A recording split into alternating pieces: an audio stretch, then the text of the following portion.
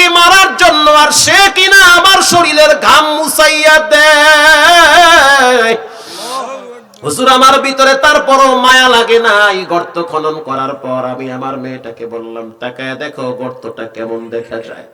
আমার মেয়েটা যখন তাকাইলো তখন আমি জোরে একটা ধাক্কা মারছি। একটা ধাক্কার সাথে সাথে আবার মেয়েটা উপরায়া ভিতরে পইরা গেছে। তখন আমি বড় একটা পাথর হাতে নিছি, তার বুকের উপরে মারবো। আর আমার মেয়েটা বলতে আছে, আব্বা জান মাইরেন না,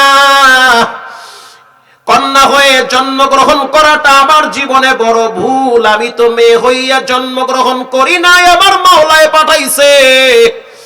আমার কি দোষ, কেন আমারে মারেন? আমি জীবনে আপনারে বাপ বইলা ডাকবো না, ছাইরা দেন, মাইরেন না, আমার কষ্ট হবে। আমি ছোট মানুষ, এতটুক ঘরের ভিতরে আমি কেমনে থাকবো? আমার মা যদি জানতো যে আপনি আমারে মারবেন, তাহলে আমার মা জীবনে আপনার হাতে তুলে দিত না। ওগো আল্লাহর হাবিব, আমি বড় একটা পাথর উঠায়া ডাইরেক্ট ওর বুকের উপরে মারছি। মারার সাথে সাথে রক্ত ফিলকি দিয়ে আমার কপালে লাগছে। আমি আমার মেয়েটার নাম রাখছি জামিলা, দেখতে অনেক সুন্দর, রক্তে পুরো চেহারা লাল হয়ে গেছে। আর আমার মেয়েটা চিৎকার মেরে বলেছিল, আব্বা কেন মারেন? আমার জীবন বুঝি এখানেই নিভে যাবে। আল্লাহর হাবিবের চোখের পানি দরদর করে পড়তেছে। নবীজি বলল, কোন সন্তানের সাথে বাপ বুঝি এমন আচরণ করতে পারে?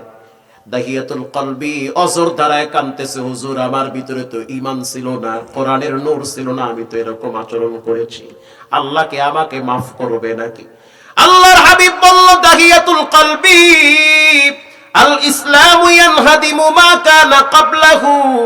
ইসলাম গ্রহণ করেছো, যত পাপ করেছো সব গুনাহ আল্লাহ মাফ করেছে। শুধু তাই না, বাচ্চা হত্যার গুনাহও মাফ করে দিয়েছে। আল্লাহর নবী হলেন সবার জন্য রহমত। আল্লাহ বলেন, কুল ইন কুনতুম তুহিব্বুনাল্লাহ ফাত্তাবিউনি ইউহিব্বুকুমুল্লাহ ওয়া ইয়াগফির লাকুম যুনুবাকুম ওয়াল্লাহু গফুরুর রহিম। আল্লাহকে যদি ভালোবাসতে চান, রাসূলের আনুগত্য করা লাগবে, নবীর সুন্নাহগুলো মানতে হবে। মিষ্টি সুন্নাত মানলে হবে না। নবীর অন্যতম একটা সুন্নাত হলো দ্বীনের ব্যাপারে, ইসলামের ব্যাপারে, কোরআনের ব্যাপারে কেউ যদি উল্টাপাল্টা সিদ্ধান্ত নেয়, কাপনের কাপন মাথায় বেঁধে রাজপথে ঝাঁপিয়ে পড়তে হবে। এটাও একটা সুন্নত, এটাও একটা আদর্শ। প্রয়োজনে কাপড়ের টুপি খুইলা লোহার টুপি মাথায় পড়তে হবে।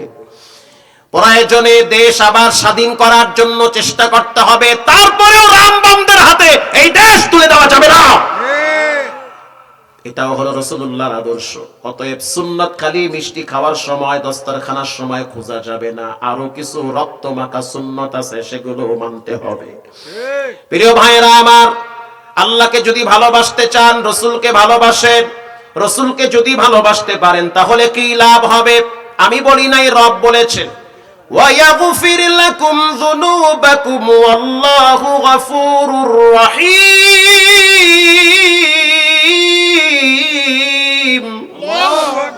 রব্বুল আলামিন বলেন, তোমাদেরকে মাফ করে দিব। অতএব আজ থেকে সিদ্ধান্ত নেন, জীবনে কোনোদিন আব্বা আম্মার সাথে বেয়াদবি করব না। নবীর শানে বেয়াদবি করা যাবে না।